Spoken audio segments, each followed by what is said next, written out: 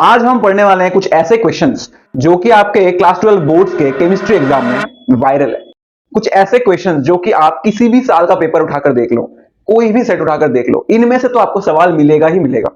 इसीलिए मैं आपसे बोल रहा हूं कि आपने जितना भी पढ़ रखा हो अभी तक, सब कुछ पढ़ रखा हो या फिर कुछ भी ना पढ़ा हो, आप इस वीडियो को लास्ट तक जरूर देखना, ताकि ये वाले जो कॉन्सेप्ट है या टॉपिक्स है, इनसे आपका सवाल मिस ना हो जाए एग्जाम में, क्योंकि इनसे सवाल तो आना तय है। और जो मैं क्वेश्चंस कराऊंगा यहाँ पे, उस टाइप के क्वेश्चंस अगर आपके पेपर में बाई चांस छूट गए एक आध, तो फिर आपके दोस्त के सेट में जरूर आएंगे वो। ठीक है, इसलिए अपने सारे दोस्तों के साथ भी शेयर करो ताकि उनका भी भला हो। ठीक है, तो बिना किसी और देरी के चलिए शुरू करते हैं। मैं आपसे पहले ही बता दूं ये कि इस वीडियो में हम ऐसा नहीं करने वाले कि मैंने आपको 100 क्वेश्चन बता दिया, ये याद करके चले जाओ और आपका हो जाएगा। वैसे भी मैं कर सकता था, कुछ ना कुछ तो कॉमन आ ही जाता, 10 ही चैप्टर है, लेकिन वैसे हम नहीं करने वाले। मैं आपको कुछ ऐसे वायरल टॉपिक्स या आप कह सकते हो कॉन्सेप्ट्स पढ़ाऊंगा, जिससे कि आपका पढ़ने के बाद एक एक टॉपिक से या फिर एक एक कॉन्सेप्ट से मल्टीपल क्वेश्चन सॉल्व हो रहे होंगे। और बहुत ही शॉर्ट में पढ़ाऊंगा, बिल्कुल टू द पॉइंट, जैसे एग्जाम में क्वेश्चन सॉल्व हो जाए। ठीक है, तो चलिए शुरू करते हैं। तो पहला जो टॉपिक है या पहला जो कॉन्सेप्ट है वो है SN1 वर्सेस SN2। ये आपके पूरे ऑर्गेनिक में सबसे ज्यादा इंपॉर्टेंट टॉपिक है। इससे बहुत ज्यादा सवाल पूछे जाते हैं, आपको पता ही होगा। तो इसको हम लोग बिल्कुल 4 पॉइंट में पढ़ते हैं। ठीक है, 4 पॉइंट में। पहला पॉइंट, जिससे अगर आपको इसका ऑर्डर कंपेयर करना हो, SN1 में देखो 1 और 2 है। ठीक है, सिर्फ 2 ही नंबर है, तो फिर उल्टा कर दो। आपको पता है टर्शियरी, सेकेंडरी और प्राइमरी होता है एल्किल हैलाइड। तो SN1 के केस में ऑर्डर होता है ऐसा: tertiary greater than secondary greater than primary.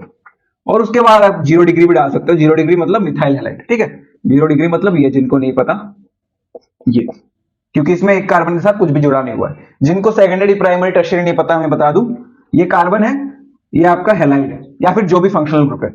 इसके साथ कितने कार्बन लगे हुए हैं वो है इसका डिग्री। अगर मैं बोल दूं सिर्फ एक कार्बन लगा हुआ है, बाकी सारे हाइड्रोजन है, तो इसका डिग्री हो जाएगा 1 डिग्री।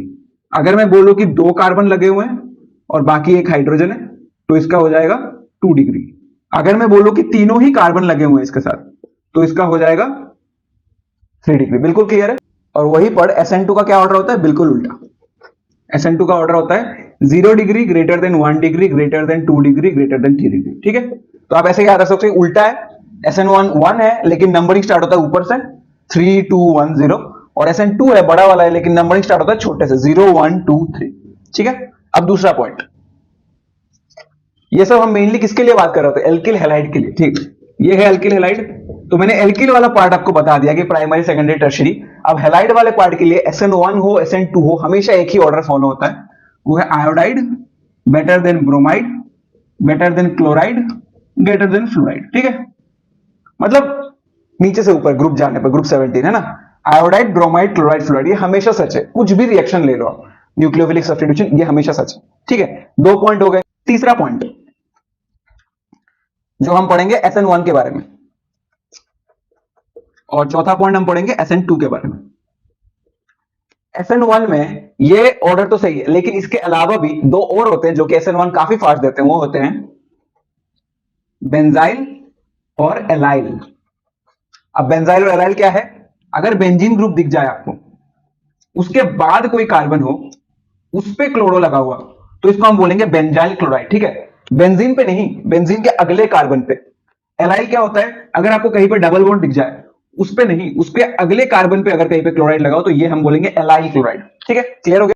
तो बेंजाइल और एलाइल भी SN1 काफी फास्ट देते हैं। और SN2 के केस में आपको देखना है steric hindrance. Steric hindrance, benzyl और एलाइल क्या करते हैं? SN1 को फास्ट करते हैं, लेकिन स्टेरिक हिंड्रेंस क्या करता है? SN2 को स्लो करता है। स्टेरिक हिंड्रेंस मतलब भीड़, जितनी कम भीड़ होगी उतना ज्यादा SN2 फास्ट होगा। एग्जांपल देखना चाहते हो? ये देख लो, जितनी कम भीड़ है उतना ज्यादा फास्ट SN2, वही है। लेकिन कभी कभार क्या होता है, दोनों आपको दे देंगे प्राइमरी प्राइमरी, वहां पे आपको चेक करना हो तो आपको देखना है जिसमें कम भीड़ है उसमें फास्ट होगा। सिंपल है। अब इतना कुछ पढ़ लिया SN1 SN2 के बारे में, तो और एक बात भी याद कर लो जो कि बहुत लोगों को पता ही होगा ऑलरेडी, कि SN1 में क्या होता है? रेसिमाइजेशन। और SN2 में क्या होता है? इन्वर्जन।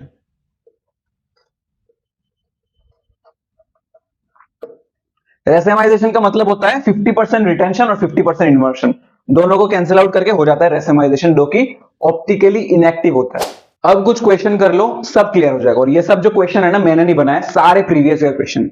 आपको समझ में आ जाएगा कितने डिफरेंट टाइप ऑफ क्वेश्चन जो मैंने अभी आपको 4 पॉइंट पढ़ाए उनमें से आते हैं, देख लो। Which one will undergo SN2 faster and why? देखते हैं। CH3CH2 इसमें भी है CH3CH2, तो R ग्रुप के हिसाब से नहीं होगा। अब अलग क्या है? I और Br। I और Br में कौन सा फास्ट होता है? I। Y पूछा है क्योंकि I बड़ा साइज का है तो वो चार्ज को बेटर होल्ड कर सकता है, वही पूरा ऑर्डर के लिए ट्रू है। ठीक है, I सबसे बड़ा है इसलिए बेस्ट होता है, फिर Br उससे छोटा है, फिर Cl उससे छोटा है, फिर F उससे छोटा है। F तो सबसे बेकार है। ठीक है, अब दूसरा देखो, फास्टर SN2। अब देखो हेलोजन सेम है, क्लोरो क्लोरो, तो अब आपका क्या होगा? अभी आपका होगा आर ग्रुप के हिसाब से। आर ग्रुप यहां पे मुझे दिख रहा है कुछ साइक्लोहेक्सेल्स है और इधर पे साइक्लोहेक्साइन है, लेकिन यहां पे एक एक्स्ट्रा CH2 है। तो हम डिग्री देखते हैं कितना डिग्री है। ये है ना कार्बन आपका, ये कितना डिग्री कार्बन है? ये कार्बन कितने कार्बन के साथ जुड़ा हुआ है? एक के साथ, दो के साथ, तो ये हो गया 2 डिग्री। अब ये वाला देख लो, ये वाला कार्बन कितने कार्बन के साथ जुड़ा हुआ है? ये है ना कार्बन के साथ क्लोरीन, ये कितने कार्बन के साथ जुड़ा हुआ है? ये सिर्फ एक ही कार्बन के साथ जुड़ा हुआ है, डायरेक्ट जुड़ा हुआ है, इनडायरेक्ट नहीं। इनडायरेक्ट तो ये सब है, इनडायरेक्ट नहीं देखना आपको, सिर्फ डायरेक्ट देखना है। देखो इसमें भी डायरेक्ट सिर्फ 2 ही थे, बाकी सब तो इनडायरेक्ट है। तो इसमें 2 डिग्री है, लेकिन इसमें सिर्फ 1 डिग्री है। और SN2 का क्या होता था? जितना कम भीड़ उतना बेटर, तो ये फास्टर हो जाएगा। ठीक है, अब ये वाले देख लो, which one will undergo SN1 faster and why? अब देखो बिल्कुल पिछले वाले की तरह सेम क्वेश्चन है, लेकिन ये देखो ये वाला एक साइक्लोहेक्सेन रिंग है, लेकिन यहाँ पे तो बेंजीन है। इसका मतलब क्या होता है? बेंजीन है। ठीक है, आप देख सकते हो सब कुछ सेम है दोनों में, बस ये बेंजीन रिंग है। ठीक है, तो ये कितना है? पहले की तरह बिल्कुल एक ही कार्बन से जुड़ा हुआ है, तो ये भी प्राइमरी है। ये भी आप प्राइमरी बोल सकते हो क्योंकि एक ही कार्बन से जुड़ा हुआ है, लेकिन इसमें आप एक चीज मिस कर रहे हो कि ये कहां पे है? बेंजीन के अगले कार्बन पे आयोडाइड है, तो ये क्या हो गया?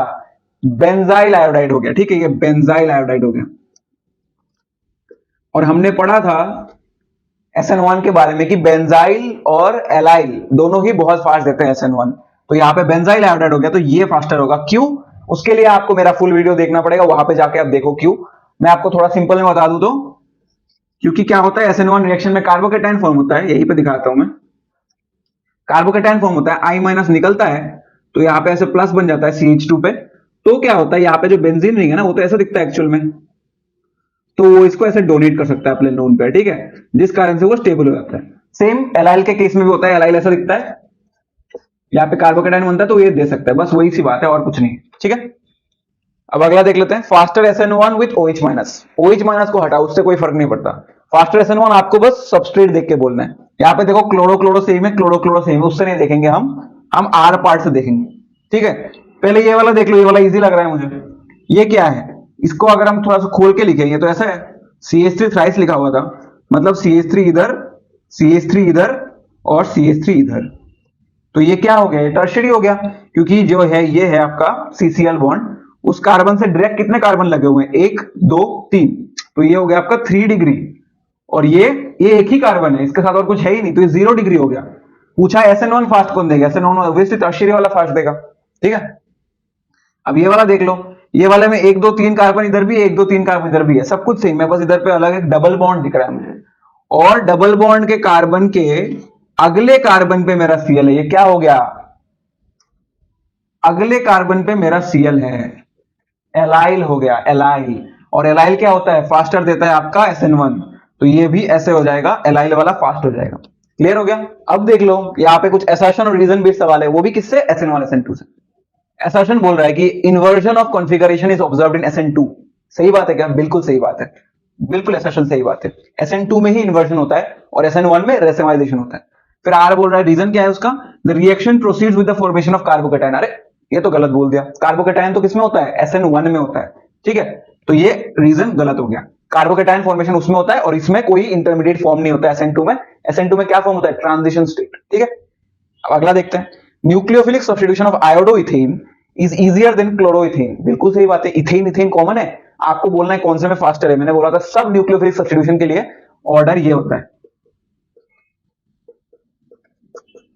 ठीक है, तो बिल्कुल सही बात है, आयोडोइथेन का फास्टर होगा क्लोरोइथेन से। असर्शन बिल्कुल सही है। फिर बोल रहा है bond enthalpy of Ci bond is less than CCl bond. बिल्कुल सही बात है, तभी तो वो आसानी से निकल सकता है ना। जो Ci बॉन्ड होता है वो काफी वीक होता है, इस कारण से इजीली टूट पाता है और C प्लस और I माइनस बनकर निकल जाता है। ठीक है, तो ये भी बिल्कुल सही बात है कि bond enthalpy of Ci bond is less than CCl bond.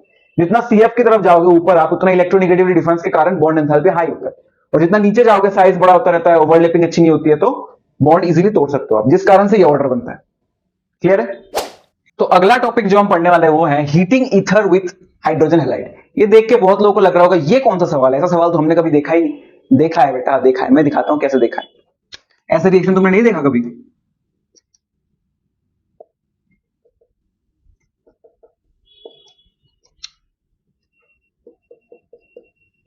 ऐसे रिएक्शन कभी नहीं देखा आपने एग्जाम में? ये भी बहुत ज्यादा पूछा जाता है आपके एग्जाम में, ठीक है? तो इसको कैसे करना है मैं आपको बताता हूं, सिर्फ 3 स्टेप में। इसमें बहुत लोगों को कंफ्यूजन होता है, सारी कंफ्यूजन अभी दूर कर देता हूं, ठीक है? तो पहला जो स्टेप है सबसे इंपॉर्टेंट है वो है कि रिएक्शन को पहचानो। जैसे कि बहुत लोगों ने रिएक्शन को पहचाना ही नहीं होगा पहले, ठीक है? इसलिए रिएक्शन को पहचानना कैसे है कि ईथर दिया होगा आपको, एक ईथर पता है ना आपको, आर ओ आर डैश, ठीक है? ओ होगा बीच में एक, दोनों साइड में सेम भी हो सकता है, डिफरेंट भी हो सकता है। उसके ऊपर एक हाइड्रोजन हैलाइड दिया होगा, कोई भी दिया हो सकता है। मेनली आपको देखने को मिलेगा एचआई, कभी कभार एचबीआर या एचसीएल भी दे देंगे, ठीक है? मेनली एचआई देते हैं क्योंकि उससे सबसे बढ़िया होता है रिएक्शन ये वाला। तो इसमें क्या होता है, इसमें आपको एक वाला बॉन्ड तोड़ना होता है। मेन सवाल ये आता है कि कौन सा बॉन्ड तोड़े। इसी कारण से इस रिएक्शन को बार बार दिया जाता है, क्योंकि इसको आप रट नहीं सकते, क्योंकि इसको मैं 1 सेकंड में 10 सवाल बना दूंगा अभी मैं उसका, ठीक है? इसलिए आप कॉन्सेप्ट को समझो, उसके बाद सवाल देखना चुटकियों में हो जाएगा, ठीक है? तो पहला जो पॉइंट आपको याद रखना है वो ये याद रखना है कि ये वाला जो रिएक्शन है ना, SN1 भी हो सकता है, SN2 भी हो सकता है, दोनों हो सकते हैं। ये वाला पॉइंट याद रखना है आपको, उसे पूछेंगे नहीं, फिर भी याद रखो, आगे काम आएगा। दूसरा पॉइंट, ये दोनों साइड में एल्किल ग्रुप हो जरूरी नहीं है, एरिल ग्रुप भी हो सकता है। तो जब भी आपको एरिल ग्रुप मिल जाएगा ना, ऐसा कुछ मिल जाए, एक साइड में एरिल एक साइड में एल्किल, कभी भी एरिल वाले बॉन्ड को मत छूना, क्योंकि बहुत लोगों को पता है क्यों ये वाला बॉन्ड बहुत स्ट्रांग है, आपने हेलो एरिन्स में पढ़ा होता है, इसलिए इस बॉन्ड को छोड़ देना, इसको तोड़ना, बिल्कुल सिंपल है, ठीक है? और बाय द वे प्रोडक्ट क्या बनता है, लेट्स से हमने इस वाले को तोड़ा, इस वाले को तोड़ा, फिर इसको बस जोड़ दो, आरओ बन गया ना, तो आरओएच एक एल्कोहल बनता है, मतलब आर डैश ओएच, हाँ, और ये वाला आर के साथ आर आई बन जाएगा, एक हेलो एल्किन बनता है और एक अल्कोहल बनता है। पहले 2 चैप्टर याद कर लो, हेलो एल्किन बनता है, एक अल्कोहल बनता है, ठीक है? तो अगर आपको कहीं पे एरिल ग्रुप दिख जाए, उस वाले बॉन्ड को मत छूना बेटा, इस वाले को तोड़ देना, ठीक है? तो इसके लिए मैं एक ट्रिक बताता हूं। तो इसके बाद बनेगा क्या, देखो ना, अगर एच एक्स डाल दोगे तो बनेगा क्या, एच यहां पे जुड़ेगा, एआरओएच बन जाएगा, एआरओएच क्या है, फिनॉल है, प्लस आपका आरएच बन जाएगा, हेलो एल्केन बन जाएगा। तो कभी भी आपको अगर इस वाले रिएक्शन में एक एरिल ग्रुप दिख जाए, 100% टाइम्स फिनॉल बनेगा। ये एक बहुत अच्छा ट्रिक है याद करने को। कभी भी आपको ये दिख जाए ना एरिल ग्रुप लगा हुआ है ईथर में, और आपको तोड़ना पड़ रहा है हाइड्रोजन हैलाइड के साथ, 100% गारंटी के साथ बोल देना कि हेलो एल्केन बनेगा और दूसरे साइड में फिनॉल बनेगा, ठीक है? ये हो गया दूसरा पॉइंट। और तीसरा पॉइंट जो है वो ये है कि कभी भी आपको किसी भी साइड में अगर एक टर्शियरी ग्रुप दिख गया, टर्शियरी ग्रुप दूसरी साइड में जो भी हो, टर्शियरी दिख गया, तो 100% श्योर यही वाला टूटने वाला है, और इधर SN1 होगा। टर्शियरी ग्रुप दिखा, SN1 हो गया। अगर टर्शियरी ग्रुप नहीं दिखा आपको, तब जाके होगा SN2, ठीक है? ये लिख देता हूं मैं, नो 3 डिग्री ग्रुप, तब होगा SN2। और SN2 के पुराने रूल सारे अप्लाई होंगे कि हाँ भीड़ कम चाहिए, बस इतना ही है। इतने अगर आपके पॉइंट याद कर लिए तो पॉइंट भी नहीं है, तो बस जानने के लिए था, क्योंकि मैंने ये बाद में पॉइंट में बोला ना, काम आएगा। मेन आपको क्या है, फिनाइल ग्रुप दिखा, फिनॉल बना दिया, सिंपल। फिनाइल ग्रुप नहीं देखा, ढूंढो टर्शियरी है क्या, टर्शियरी है तो वही को तोड़ना है, उसी को तोड़ना है। अगर टर्शियरी नहीं है तो जिसमें कम भीड़ है उसको तोड़ना है, क्योंकि SN2 होने वाला है, बस खत्म, ठीक है? क्वेश्चन करते हैं, क्लियर हो जाएगा। देखो ये वाला question, CH3 thrice COCH3 reacts with HI to give। तो मैं रिएक्शन पहचान गया, ईथर है, हाइड्रोजन हैलाइड है, मुझे कोई सा या तो ये वाला बॉन्ड तोड़ना है या तो ये वाला बॉन्ड तोड़ना है। अब सवाल आता है कौन सा बॉन्ड तोड़ना है। मुझे दूर से दिख रहा है यहाँ पे टर्शियरी ग्रुप है, जब भी CH3 थ्राइस कहीं पे दिखे ना एक कार्बन के ऊपर, मतलब टर्शियरी ग्रुप है। टर्शियरी ग्रुप है तो किसको तोड़ना है, इसी को तोड़ना है, और इसको तोड़ना है तो बनेगा क्या, ये वाले का अल्कोहल बन जाएगा और ये वाले का X बन जाएगा। देखो कौन सा है आंसर, X मतलब यहाँ पे I है तो I बन जाएगा। देखो कौन सा है आंसर, पहला वाला है क्या, पहला वाला है आंसर। देख रहे हो कितना इजी है। और फिर ये वाले में तो बहुत ही गंदे ऑप्शंस भी दिए गए हैं, देखो दोनों एल्किल आयोडाइड बन रहे हैं, ऐसा तो है ही नहीं, क्योंकि हमें अच्छे से पता है इस वाले रिएक्शन में क्या बनता है, एक अल्कोहल बनता है और एक हेलो एल्किन बनता है। इस वाले में देखो दोनों अल्कोहल है, ये भी बिल्कुल नहीं हो सकता, ये भी बिल्कुल नहीं हो सकता, इन दोनों में बस कंफ्यूजन है, ठीक है? तो कंफ्यूज हो जाते हैं बच्चे बहुत इसके जो ऑप्शन है वो देख के, क्योंकि सब सेम लगता है देखने में, कौन सा तोड़ना है किसी को नहीं पता, ठीक है? इसीलिए जो 3 पॉइंटर्स है वो आपको याद रखने, इजीली हो जाएगा क्वेश्चन। देखो इस वाले को देख के क्या होगा कि लोग पहचानेंगे नहीं इस क्वेश्चन को, ठीक है? उनको लगेगा बेंजीन के ऊपर OCH3, समझ में नहीं आ रहा। देखो दोनों साइड में 2 एल्किल या एलिल ग्रुप है, बीच में एक ऑक्सीजन है, मतलब ईथर है, उसके ऊपर हाइड्रोजन हैलाइड दिया हुआ है, बस सिंपल। तो बनेगा क्या, एक अल्कोहल एक हेलो एल्किन। मुझे दूर से दिख रहा है एरिल ग्रुप है, एरिल ग्रुप है मतलब फिनॉल बनेगा, फिनॉल बना दो, फिनॉल बना दो, बना दिया फिनॉल। जो बाकी सब है उनको जोड़ दो, CH3Br दिख रहा है मुझे, प्लस हेलो एल्केन तो आ गया, हो गया रिएक्शन। और ओरिजिनल रास्ते से जाना है कि देखना है कि कौन सा वाला तोड़ना है, ठीक है, ऐसा है ना, ये OCH3 देखना है कौन सा तोड़ना है, ये तोड़ना है कि ये तोड़ना है। मैंने बोला था जब भी एरोमेटिक रिंग दिखे इस वाले को छोड़ देना, क्योंकि ये तोड़ना आपके बस की बात नहीं है, तोड़ना इसको है। तो तोड़ोगे तो क्या बनेगा, यहाँ पे OH देखो फिनॉल बन गया, CH3 क्या Br देखो बन गया। इतना इजी है ना रिएक्शन, अगर आपको वो सारे पॉइंट्स याद हो। ये वाला देखो बिल्कुल पहले वाले की तरह सेम है, अब देखो रिपीट होने लगेगा सवाल, ठीक है, इतने ज्यादा सवाल है ना रिपीट ही हो जाते हैं, लगभग रिपीट हो जाते हैं, ठीक है। C6H5OCH3 when treated with HI, C6H5 क्या है, फिनाइल ग्रुप है, बेंजीन ग्रुप है, तो उसका क्या बनता है, फिनॉल। फिनॉल एक ही ऑप्शन है, ये वाला देखो इसमें दोनों फिनॉल है, दोनों अल्कोहल बन गया। देखो ऑप्शंस का पैटर्न भी सेम है, जिसमें दो दो सेम दिख रहे हैं उनको काट देना पहले ही, और बाकी इसमें कंफ्यूजन है तो याद कर लो अपना ट्रिक क्या है। ट्रिक इन दोनों में से किसको तोड़ना है, ये एरिल ग्रुप है, इसको तोड़ना आपके बस की बात नहीं, इसको तोड़ोगे आप, इसको तोड़ के क्या बनेगा, C6H5OH और यहाँ पे CH3I, यही ऑप्शन, ठीक है। देखो उसी को ऐसे भी पूछा गया है इन वर्ड्स, तो इसको आपको देख के कंफ्यूज नहीं होना है, ठीक है। जिनको एनिसोल पता है उन्होंने ये क्वेश्चन कर लिया होगा, आई होप, जिनका एग्जाम में आया था। How can phenol be prepare from anisole, anisole आपको पता होना चाहिए, मिथॉक्सी बेंजीन को ही बोलते हैं एनिसोल, ठीक है। आप नोमेनक्लेचर में पढ़ते हो, कॉमन नेम है, कॉमन नेम ही सारा दिमाग खराब करते हैं, ये है एनिसोल, ठीक है, और कुछ नहीं है। तो इसको आपको अगर फिनॉल में कन्वर्ट करना है तो क्या है, आपके पास एक ही तो रिएक्शन है। अगर आपको फिनॉल में कन्वर्ट करना है, आप क्या करो, किसी भी हाइड्रोजन हैलाइड के साथ हीट कर दो, नॉर्मली हम यही यूज करते हैं, ठीक है। तो बॉन्ड कौन सा टूटेगा, ये टूटने से तो रहा, यही टूटेगा, ये तोड़ो फिर क्या बन जाएगा, ये बन जाएगा फिर प्लस CH3I, इजी है बिल्कुल रिएक्शन। तीसरा जो टॉपिक है वो है बेसिसिटी ऑफ एमाइंस। अब इससे बहुत इंपॉर्टेंट क्यों है ये, क्योंकि काफी चैप्टर से आपका एसिडिटी है, लेकिन बेसिसिटी सिर्फ एक ही चैप्टर से, वो है एमाइंस, और किसी से बेसिसिटी नहीं पूछ सकता। तो इससे तो पूछते ही हैं, लगभग श्योर है, और एक ही टाइप का सवाल पूछते हैं, बोलते हैं बेसिसिटी का ऑर्डर बता दो, ठीक है, और वो ऑर्डर आपको कहीं ना कहीं याद करना पड़ता है, लेकिन मैं उसको आपको याद करने का तरीका बताता हूं। और कभी कभार पूछ लेते कि क्यों, तो उसके लिए रीजन भी मैं साथ साथ में बताता हुआ चलूंगा, सारे क्वेश्चन कर लेंगे हम, बिल्कुल क्लियर हो जाएगा। तो मैं उसके बाद कई और से भी क्वेश्चन आया ना इस टॉपिक से, आप कर लोगे, ठीक है। तो बेसिसिटी ऑफ एमाइंस में क्या होता है, एमाइंस बेसिक क्यों होते हैं, ठीक है, ये एमाइन नहीं है मुझे पता है, लेकिन इसी से ड्राइव होता है, ये लोन पेयर की वजह से, ठीक है। तो ये हो गया एमोनिया, इसको कभी कभी 0 डिग्री एमाइन भी बोल देते हैं। अगला है आपका प्राइमरी एमाइन, ठीक है, नाइट्रोजन से जितना आप हटाते जाओगे हाइड्रोजन, उतना प्राइमरी सेकेंडरी टर्शियरी आता रहेगा। ये हो गया आपका प्राइमरी, क्योंकि नाइट्रोजन के साथ सिर्फ एक एल्किल ग्रुप लगा हुआ है। ये हो गया आपका secondary alkyl halide, sorry secondary amine. और फिर आपका टर्शियरी में आप तीनों ही हाइड्रोजन हटा देते हो, ठीक है, और लोन पेयर तीनों ही केस में। तो अब जो देखा जाता है पहले वो क्या होता है, वो होता है प्लस आई इफेक्ट। इसमें कोई इफेक्ट नहीं है, इसमें एक एल्किल ग्रुप है, प्लस आई इफेक्ट, ठीक है। प्लस आई इफेक्ट मतलब धक्का देना अपने से दूर, तो ये अपने से दूर धक्का देता है इलेक्ट्रॉन को। तो इसका लोन पेयर अगर यहाँ पे ऐसा था ना, यहाँ पे ऐसा हो जाता है, ऐसा सोच सकते हो आप, ठीक है। और यहाँ पे देखो दो लोग धक्का दे रहे हैं, तो इसका लोन पेयर ऐसा हो जाएगा। यहाँ पे 3 लोग धक्का दे रहे हैं, इसका लोन पेयर ऐसा हो जाएगा।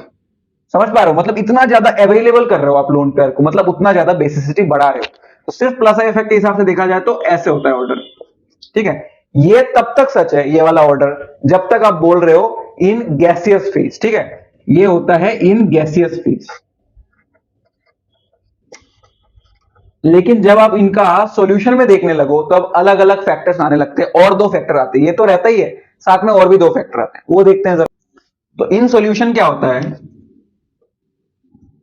पहला फैक्टर तो है प्लस आई इफेक्ट, ठीक है। प्लस आई इफेक्ट के हिसाब से क्या हो गया, प्लस आई इफेक्ट के हिसाब से टर्शियरी जीत गया, फिर सेकेंडरी आया, फिर प्राइमरी आया, फिर 0 डिग्री आया। 0 डिग्री मत भूलना मत, 0 डिग्री क्या है, 0 डिग्री एमोनिया ही है, ठीक है। अब दूसरा जो फैक्टर आता है वो आता है सॉल्वेशन। सॉल्वेशन मतलब पानी के साथ वो कैसे रिएक्ट करता है, बस सिंपली इतना समझ लो। सॉल्वेशन के केस में क्या होता है,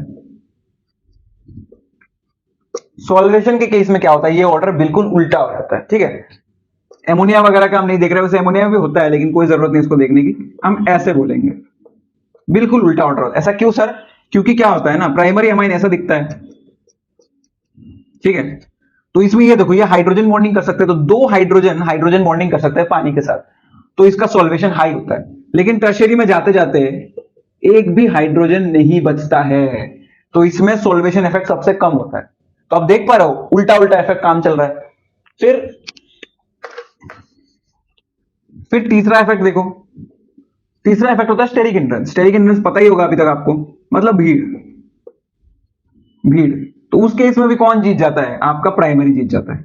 क्यों सर, क्योंकि टर्शियरी में कैसा होता है ना, टर्शियरी में ऐसा होता है भाई, ऐसा होता है ऐसे, ठीक है। और ये आर ग्रुप देखने में छोटे लग रहे हैं, छोटे हैं नहीं ये, ठीक है। मिथाइल ग्रुप भी अगर ड्रॉ करो ना तो मिथाइल ग्रुप ऐसा दिखता है, यहां पे मिथाइल ग्रुप ड्रॉ करो ना ऐसा दिखता है, तो इसमें बहुत भीड़ हो जाता है। ठीक है, इसको भी आप ऐसा ड्रॉ कर सकते हो, भीड़ हो जाता है, भीड़ के कारण इसकी बेसिसिटी कम जाती है, क्योंकि ये लोन पेयर मतलब जाम में फंस जाते हैं, वो निकल नहीं पाते, वो ट्रैफिक होती है ना, आप सिग्नल से पहले रुक जाते हो, वो वाला हो जाता है।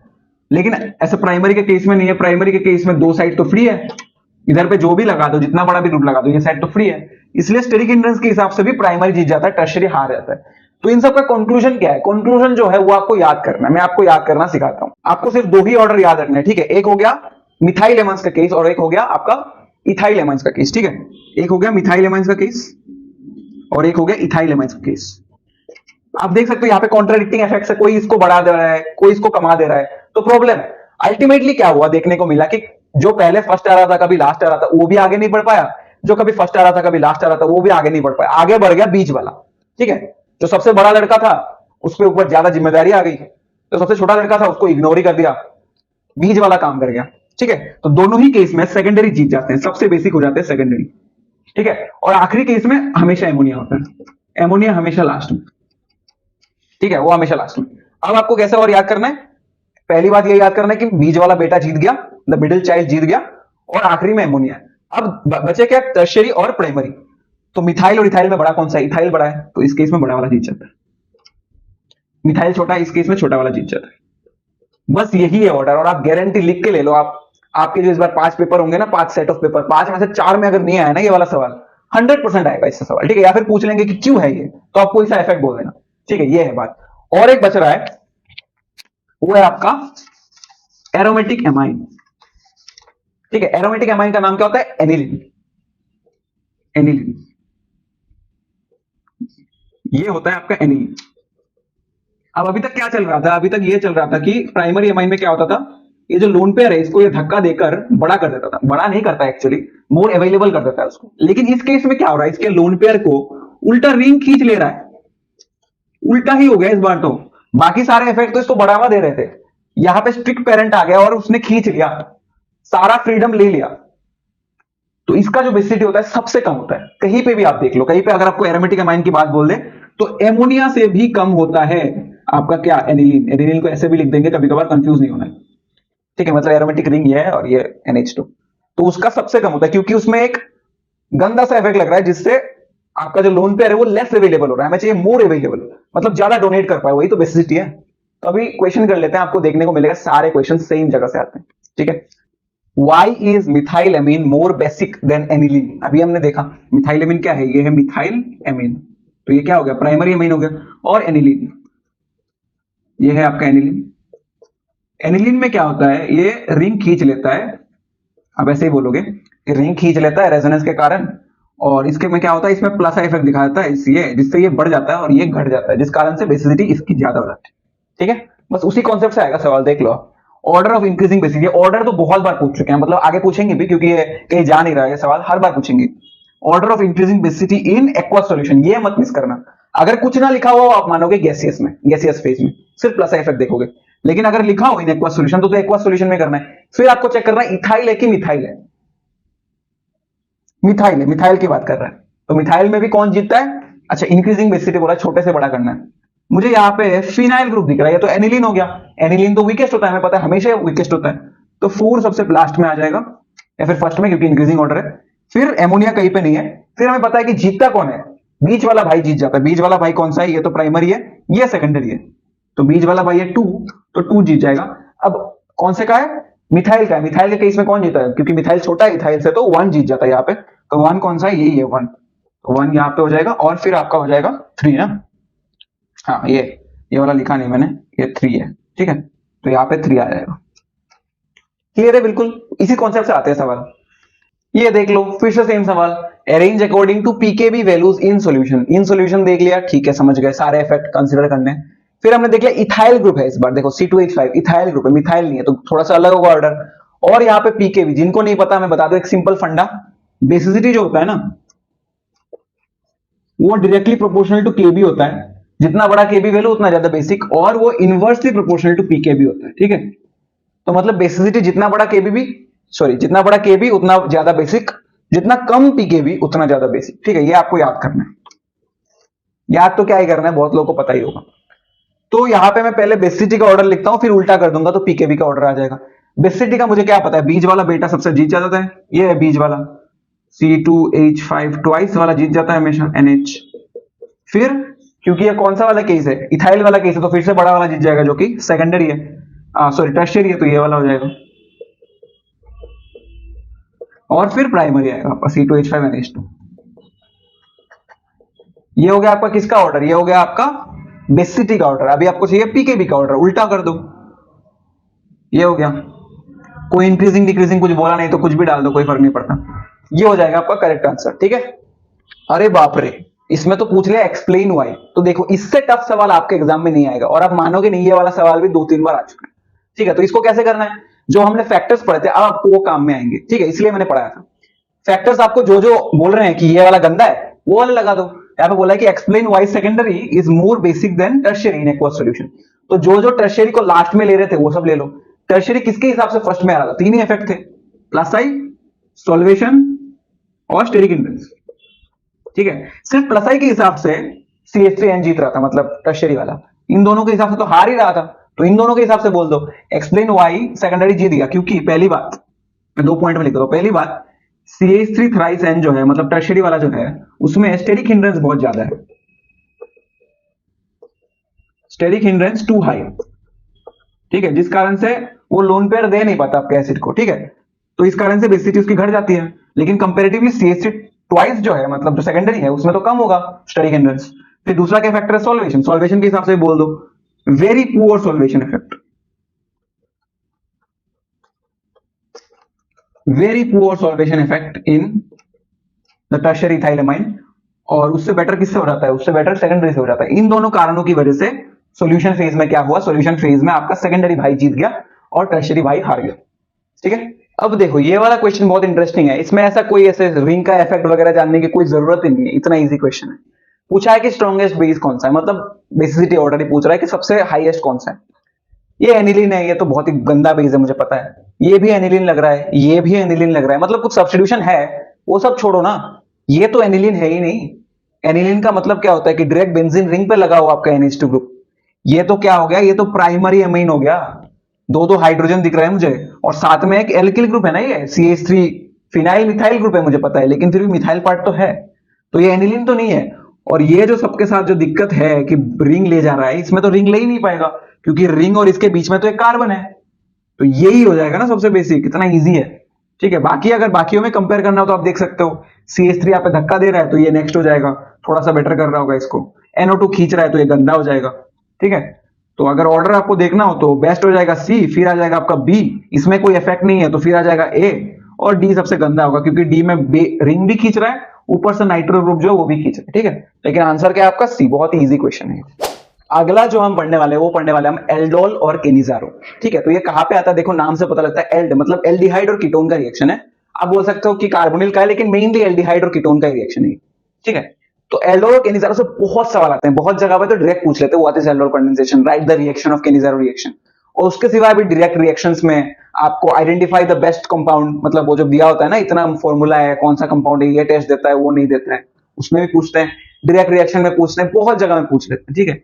तो ये आपको इजीली समझ में आ जाएगा अगर आप मेरे को फॉलो करो थ्रू आउट, ठीक है। पेन और पेपर लेके बैठना और इसमें स्ट्रक्चर बनाने की कोशिश करना खुद से, ठीक है। मैं आपको शॉर्टकट बता दूंगा, आपको हो जाएगा। पहली बात जो आपको देखना है कि एल्डोल में अल्फा हाइड्रोजन मस्ट, केनिजारो में नो अल्फा हाइड्रोजन मस्ट। तो इसी से दोनों का डिस्टिंग्विश हो जाता है, ठीक है। आपको यहाँ पे कोई एल्डिहाइड दिया होता है या कीटोन दिया होता है, जो भी हो, और उसमें आपको बताया होता है कि OH माइनस, दोनों में केस में ही एक ही है आपका रिएजेंट OH माइनस, दोनों केस में, ठीक है।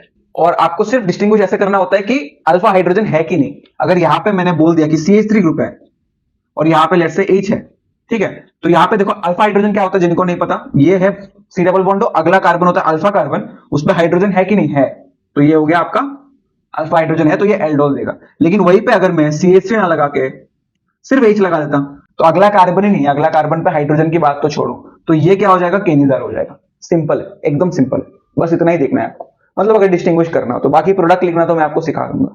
केनिजारो तो बहुत ईजी है, एल्डोल थोड़ा सा आपको प्रोडक्ट बनाने में दिक्कत आ सकती है, लेकिन मैं ट्रिक बता दूंगा आपको, ठीक है। तो ये हो गया मेन चीज। कि अल्फा हाइड्रोजन होना चाहिए नहीं होना चाहिए। और एक चीज जो आप ट्रिक समझ सकते हो कि बहुत क्वेश्चंस में लिखा होगा कॉन्सेंट्रेटेड NaOH या फिर कॉन्सेंट्रेटेड KOH, मतलब OH डायरेक्ट ना लिख के NaOH KOH तो दे ही सकते हैं। अगर कॉन्सेंट्रेटेड दिखे तो 99% केस में केनिज़ारो होगा। सी से कॉन्सेंट्रेटेड, सी से केनिज़ारो, ठीक है, क्योंकि केनिज़ारो में क्या होता है, न्यूक्लियोफाइल की तरह काम करता है, तो उधर कॉन्सेंट्रेटेड चलता है, ठीक है। तो वो आप देख सकते हो, कहीं पर डाइल्यूट लिखा हो तो एल्डोल होगा, कंसेंट्रेटेड लिखा हो तो केनिज़ारो होगा। ये बिल्कुल प्रॉपर है, ठीक है। तो मैं लिख देता हूं ये डाइल्यूट NaOH KOH या सिंपली OH माइनस, तीनों भी दे सकते हैं। और इधर कॉन्सेंट्रेटेड NaOH KOH या OH माइनस, ठीक है। तो ये हमने देख लिया। अभी हम प्रोडक्ट बनाना सीखते हैं। प्रोडक्ट बनाना सीखेंगे, फिर क्वेश्चंस करेंगे, सब क्लियर हो जाएगा, ठीक है। देखो पहले एल्डोल करना है। एल्डोल थोड़ा टफ है, केनिज़ारो तो बहुत इजी है। एल्डोल ये दिख रहा है मुझे, अल्फा कार्बन है, अल्फा कार्बन पे हाइड्रोजन है, तो मतलब एल्डोल होगा। डाइल्यूट NaOH उससे भी कंफर्म होता है एल्डोल। तो हीट क्यों दिया हुआ है वो भी हम देखेंगे। पहले आपको क्या करना है, इसको 2 बार लिख लेना है। 2 बार लिख लो, ठीक है, 2 बार लिख लिया मैंने, ठीक है, 2 बार लिख लिया। अब आपको क्या करना है, पहले वाले का डबल बॉन्ड को हटा के OH बना देना है। देखो एल्डोल में ऑल है तो अल्कोहल होगा, तो देखो अल्कोहल बना दिया मैंने, ऐसे आप याद रख सकते हो। अब देखो इस कार्बन में एक बॉन्ड की कमी है, तो वो बॉन्ड का क्या करें, वो बॉन्ड का क्या करना है, वो जो अल्फा हाइड्रोजन है ना, क्यों जरूरत है अल्फा हाइड्रोजन की, अल्फा हाइड्रोजन 3 थे ना यहाँ पे, 3 में से एक हटा दो, माइनस कर दो। ये काम कौन करता है, ये काम करता है आपका डाइल्यूट NaOH। डाइल्यूट NaOH क्या करता है, यहाँ पे CH3 था ना, यहां से एक हाइड्रोजन को ये OH माइनस लेके चला जाता है घर अपने, ठीक है, ऐसे लेके चला जाता है, और ये ऐसे बन जाता है, फिर ये C माइनस बन जाता है, ठीक है, और कुछ नहीं होता, ये होता है मेनली, ये बन जाता है, ठीक है। तो वैसे तो आप इसको ऐसे याद कर सकते हो, ऐसे लिख देता हूं मैं, ये था ना आपका कंपाउंड, तो आपको क्या करना है, एक हाइड्रोजन हटाना है और यहाँ पे माइनस बना देना है। फिर क्या, फिर तो सिंपल काम है, इसको इसके साथ जोड़ देना है बस। तो जोड़ो, CH2 C double bond OH है ना, CH2 C double bond OH, देखो ये है आपका एल्डोल। एल्डोल मतलब बीटा हाइड्रोक्सी एल्डिहाइड।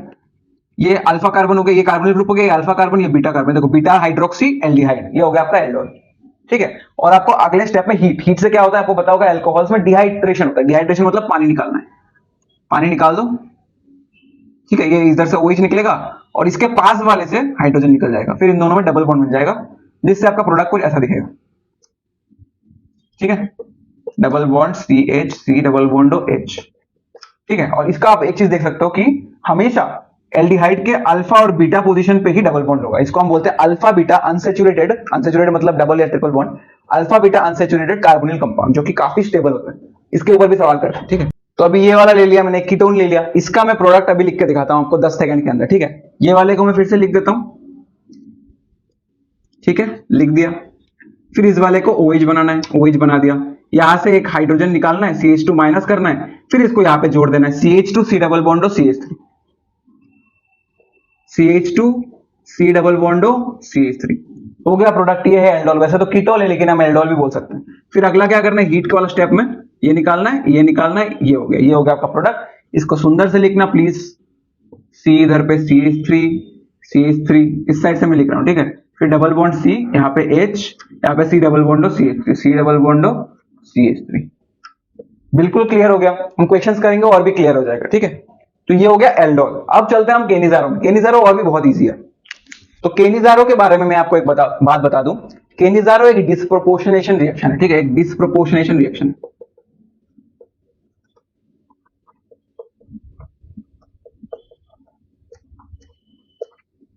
केनिज़ारो एक डिस्प्रोपोर्शनेशन रिएक्शन है। डिस्प्रोपोर्शनेशन रिएक्शन का मतलब क्या होता है, जिसमें जो आपका सबस्ट्रेट होता है वो एक बार ऑक्सीडाइज होता है, एक बार रिड्यूस होता है, ठीक है, आपने डी ब्लॉक में पढ़ा होगा।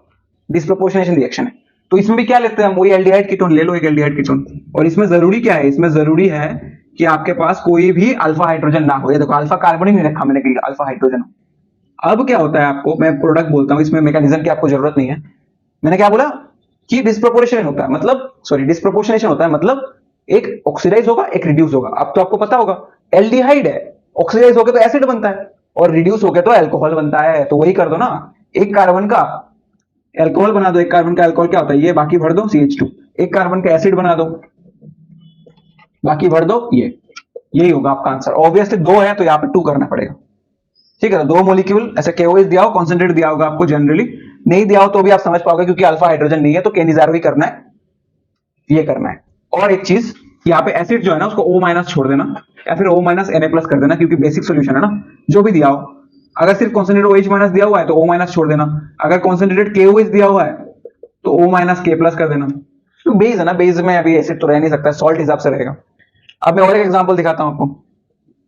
यही तो एग्जांपल आते हैं वैसे एग्जाम में, क्योंकि बहुत ज्यादा एग्जांपल्स है नहीं जिसमें अल्फा हाइड्रोजन नहीं है। ये देखो, इसमें भी अल्फा हाइड्रोजन नहीं है, इधर साइड में अल्फा कार्बन ही नहीं है, इधर में अल्फा कार्बन है लेकिन इसके 4 बॉन्ड ऑलरेडी कंप्लीट है, तो अल्फा हाइड्रोजन नहीं है।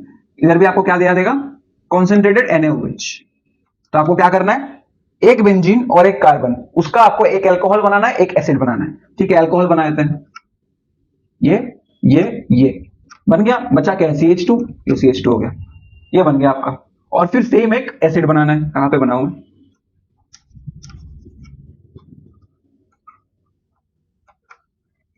प्लस ये एक बेंजीन रिंग, एक कार्बन, इसका एसिड बनाना है। ये तो ऑलरेडी कंप्लीट हो गया, इसका 4 बॉन्ड, एक बेंजोइक एसिड बन गया और एक बेंजाइल अल्कोहल बन गया। इजी है बिल्कुल।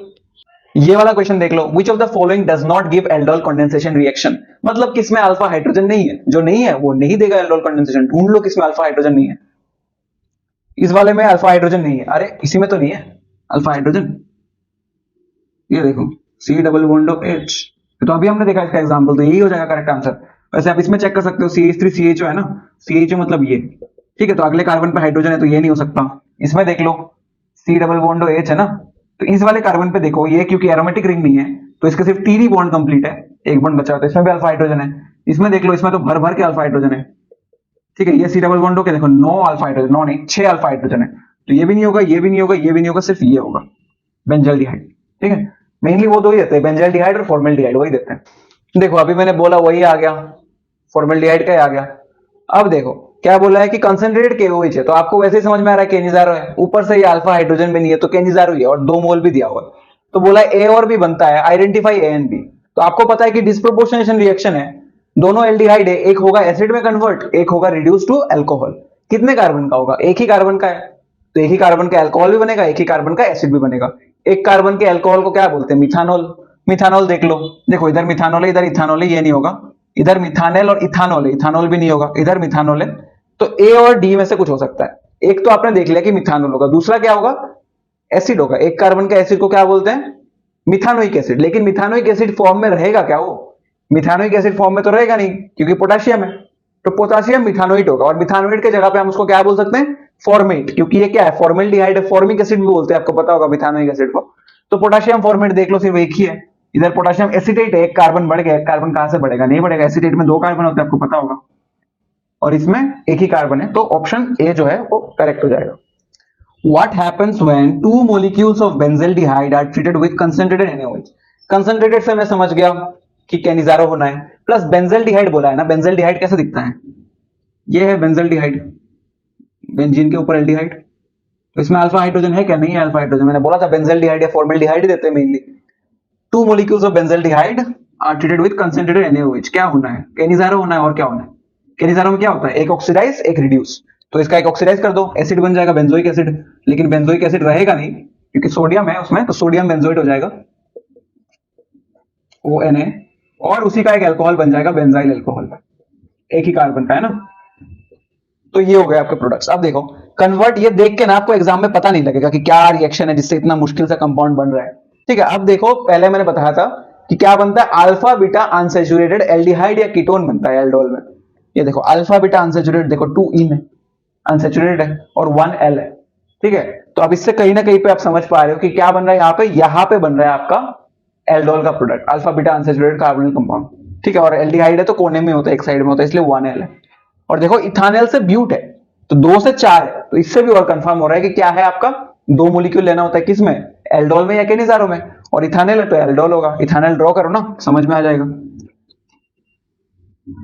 यह है इथानल, इसमें अल्फा हाइड्रोजन है, तो इससे हो सकता है, इसमें आप क्या करोगे, इसको 2 करोगे, यहाँ पे आप डालोगे डाइल्यूट NaOH, कुछ भी डाल दो, कुछ नहीं बोला हुआ, डाइल्यूट NaOH डाल दो, और यहाँ पे आपका हीट डाल दो। ठीक है, फर्स्ट स्टेप में ये, सेकंड स्टेप में वो।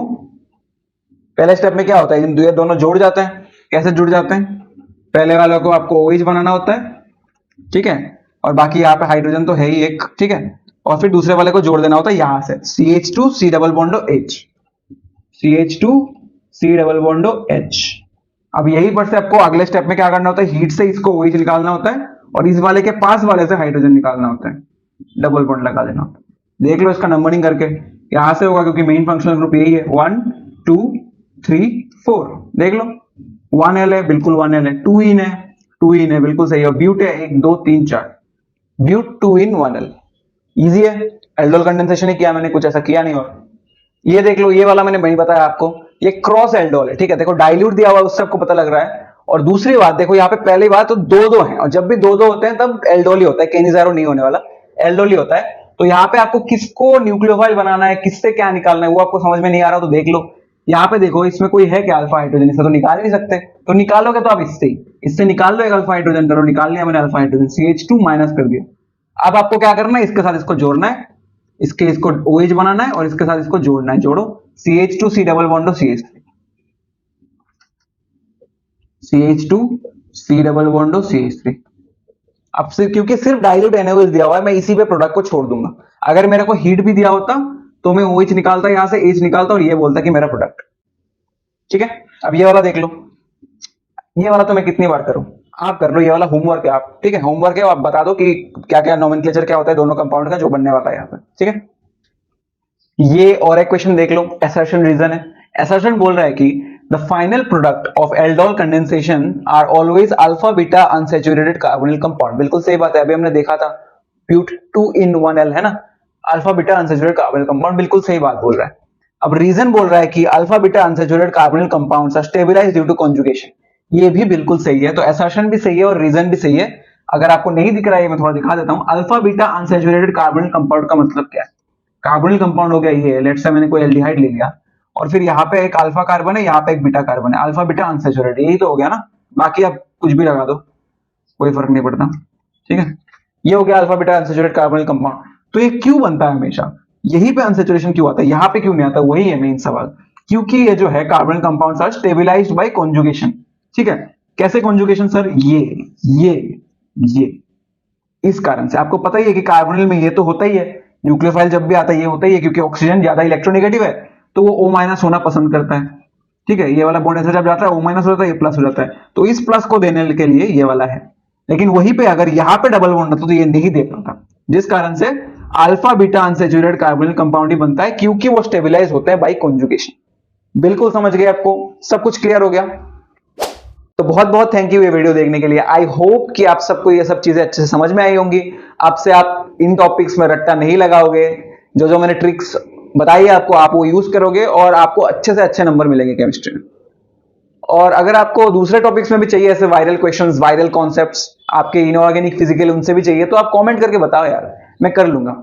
और अगर कंटेंट अच्छा लगा हो, मेरे से पढ़ना अच्छा लगा हो, तो चैनल को सब्सक्राइब जरूर कर देना और अपने दोस्तों के साथ शेयर जरूर कर देना, ठीक है। Until next time, bye bye.